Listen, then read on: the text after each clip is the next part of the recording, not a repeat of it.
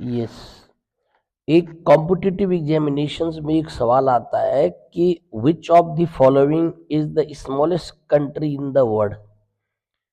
तो मुझे लगता नहीं है कि बहुत सारे लोगों को मालूम होगा, लेकिन इसका आंसर है वेटिकन सिटी। तो आज मैं इटली की राजधानी है रोम, और रोम के अंदर जो है, यानी कि लैंड लॉक्ड कंट्री है, smallest country in the world, Vatican city में हूं। तो ये मैं आपको वेटिकन सिटी की तरफ जा रहा हूं, और ये दुनिया की सबसे छोटी कंट्री है। पॉपुलेशन इसकी जो है वो 800 से 900 लोग रहते हैं इसमें लगभग। And this is also the smallest land locked country, यानी कि जो चारों तरफ से लैंड से घिरी हुई है, यानी कि कहने का मतलब है कि ये रोम के अंदर ही है। और इसकी, इस देश की अपनी करेंसी है। करेंसी मतलब ये यूरो में व्यापार करते हैं, यूरोपियन यूनियन का हिस्सा है।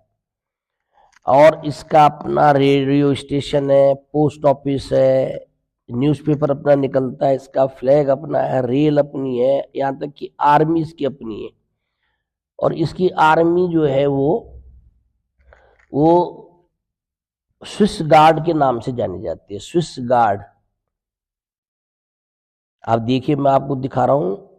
अब जब हम जाते हैं वेटिकन सिटी, बहुत ही खूबसूरत और बहुत ही क्लीन।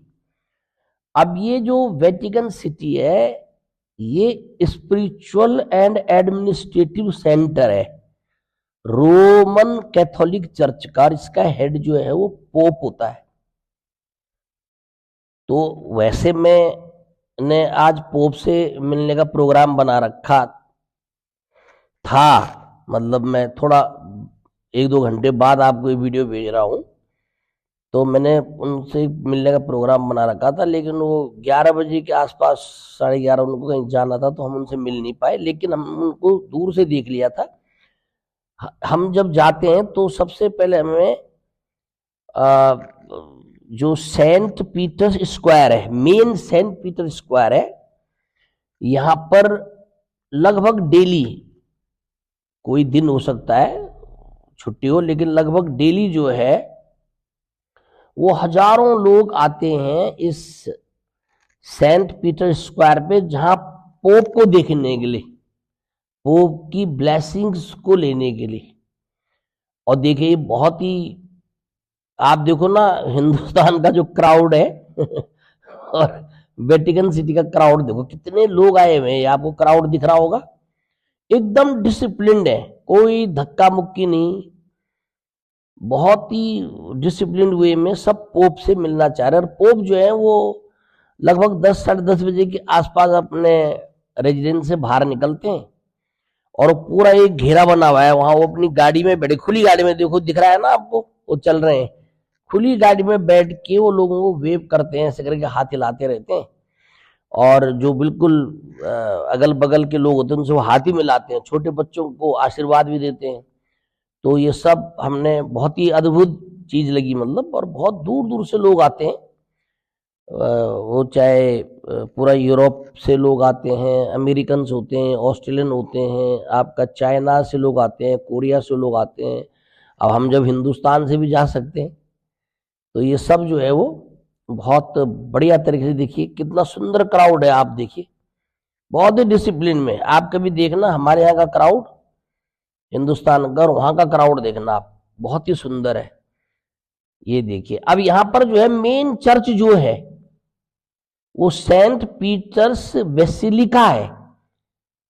ये one of the biggest and important churches in the world होनी भी है। तो सेंट पीटर्स बेसिलिका नाम की चर्च है, जिसमें लोग प्रेयर के लिए जाते हैं। और ये जो है सेंट पीटर्स स्क्वायर है, जहां पर जो है वो पोप से लोग मिलते हैं। तो ये आप देखिए, बहुत ही जबरदस्त वो है। और बहुत छोटा एरिया है इसका, तो 44 एकड़ के आसपास एरिया है पूरे देश का ही। लेकिन जो एक देश के पास होना चाहिए, सब कुछ सुविधाएं यहाँ, इसलिए कंट्री का दर्जा इसको मिला हुआ है। तो ये देखिए आप पूरा, अब आप इसका एंजॉय करिए। मैं आपको बताता हूँ कि अगर आपको यूरोप घूमना हो तो कैसे जाना है। एक तो टिकट आप अपने आप बुक करिए, और अगर आप अपने आप नहीं कर सकते हैं, वो सस्ती पड़ती हैं, आपको नहीं कर सकते तो मैं तो जो दून ट्रेवल्स है देहरादून में, विंडलाज में, कभी देहरादून आए तो दून ट्रेवल्स के नाम से आप उसको नेट पे भी ढूंढ सकते हैं। तो मैं उनसे टिकट बुक कराता हूँ आने जाने की जो है, और वो आपको सस्ती भी पड़ती हैं। कोशिश ये करो कि आपको थोड़ा पहले मिल जाए। ये देखिए आप वो जा रहे हैं, देखो गाड़ी में बैठ करके फर्स्ट क्लास, देखो आप वेव करते हुए जा रहे हैं ना, सामने दिख रहे हो भीड़ में, बहुत ही डिसिप्लिन क्राउड है, बिल्कुल फर्स्ट क्लास, मजा आ गया है। अब देखिए आप, तो आप जब जाएंगे यूरोप के ट्रिप पे तो एक तो करना, दूसरा ये कि 1-1.5 महीने पहले आप होटल बुकिंग कराइए यहीं से ऑनलाइन। और कोशिश ये करिए कि जिस शहर में भी आप जा रहे हैं तो आप जो है होटल जो सिटी सेंटर है वो वहीं ले लीजिए, या उसके आसपास से आप बुक कराइए। और मैं आपको ये सलाह दूंगा कि एक शहर में 2 या 3 दिन आप जरूर रहिए। उससे क्या होगा कि आपको हेक्टिक नहीं होगा। और ज्यादातर मैंने देखा कि यूरोप में जितने शहर हैं उनका जो सिटी सेंटर है वही देखने लायक होता है, बहुत सुंदर। ज्यादातर उन्होंने इस प्रकार से ऑर्गेनाइज कर रखा है कि आप जब रोम में, मैं यहाँ से सीधे रोम गया तो रोम में मैंने देखा कि जो भी देखने लायक चीजें वहां पर हैं तो वो अगल बगल ही हैं, ज्यादा नहीं, मतलब वॉकिंग डिस्टेंस पे हैं। अब मैंने क्या किया था कि वो होटल बहुत दूर बुक हो गया था थोड़ा, तो जैसे मैं एयरपोर्ट से बाहर निकला तो लगभग उन्होंने मेरे से, इंडियन रुपीज की बात कर रहा हूं मैं, तो 7,500 रुपये तो टैक्सी वाले ने ले लिए होटल तक जाने के। फिर उसके बाद जब हम होटल पे चले गए तो अब दिक्कत ये है कि वहां से जब फिर दोबारा सिटी सेंटर घूमने के लिए आओ तो फिर उतने रुपए खर्च करो। तो बेहतर ये कि आप सिटी सेंटर में होटल लो, तो वहां से आप कहीं भी जा सकते हो फिर। और 2 दिन अगर, यानी कि 2 नाइट अगर आप एक शहर में रहते हैं तो 1 डे, फुल डे, सुबह से लेकर शाम तक आप बढ़िया करके आप पूरा शहर घूम सकते हैं, मैं ये मानता हूं ये। और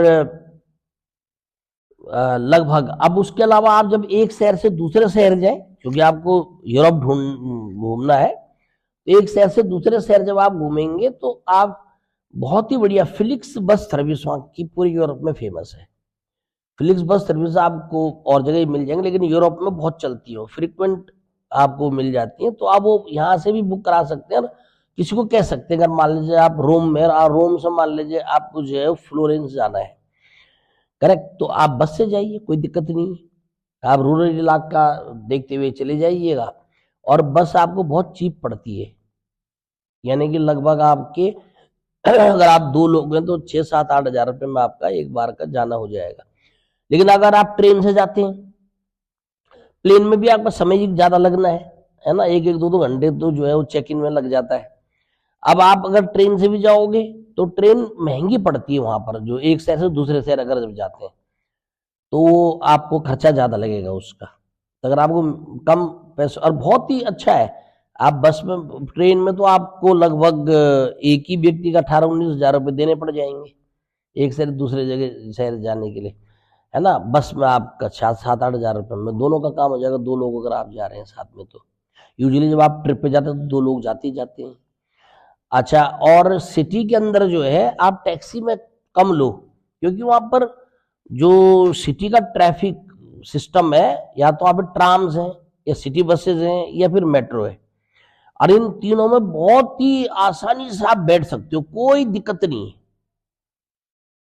और बहुत सस्ते में आपका काम हो जाता है वहां पर। 24 आवर्स का भी टिकट मिलता है, पूरे वीक का भी टिकट मिल जाएगा, 15 दिन का भी टिकट मिल जाएगा। तो आपने एक बार टिकट लेना है, वही टिकट आपका 24 घंटे तक, किसी भी बस में बैठ जाओ, मेट्रो में बैठो वही चलेगा, बस में बैठो वही चलेगा, अगर आप बोट में बैठ रहे तो वही चलेगा, अगर आप ट्राम में बैठ रहे तो वही टिकट चलेगा, तो वो ज्यादा अच्छा है। तो आप जाके पहले अपना होटल में जाइए, चेक इन करके, और उसके बाद फटाफट फटाफट अपना प्रोग्राम बनाइए, आराम से घूमिए, तो कोई दिक्कत नहीं है। वो हिंदुस्तान जैसा नहीं है कि सिटी में बैठे या जो लोकल आपका वो है ट्रांसपोर्ट सिस्टम है वो खराब है। वहां पर ऐसा नहीं, वहां बहुत बढ़िया आपको लोग मिलेंगे और बहुत बेहतरीन तरीके से आप घूम सकते हैं। तो कम से कम खर्चे के लिए अगर आप यूरोप जाना चाह रहे हैं तो जो मैं आपको सुझा रहा हूँ, टिकट बुक करिए अपना आने जाने का, यहीं से आप होटल बुक कर दीजिएगा, सिटी सेंटर में कोशिश करिए कि होटल मिल जाए, और उसके बाद आप लोकल ट्रांसपोर्ट का वहां पर प्रयोग करें। करेक्ट। और यूजुअली लंच तो ज़्यादातर लोग वहाँ करते नहीं है, क्योंकि जो ब्रेकफास्ट होता है वो कॉम्प्लीमेंट्री होता है, और शाम को आपको केवल डिनर के पैसे लगेंगे, तो वो आप कर सकते हैं। तो आपका कम पैसे में कम रुपए खर्च करके आप जा सकते हैं। तो आपको कैसा लगा, आप जरूर इस बारे में अपने कमेंट्स में लिखिए। मैं आगे भी आपको ऐसी वीडियो बनाता रहूँगा। बहुत बहुत धन्यवाद।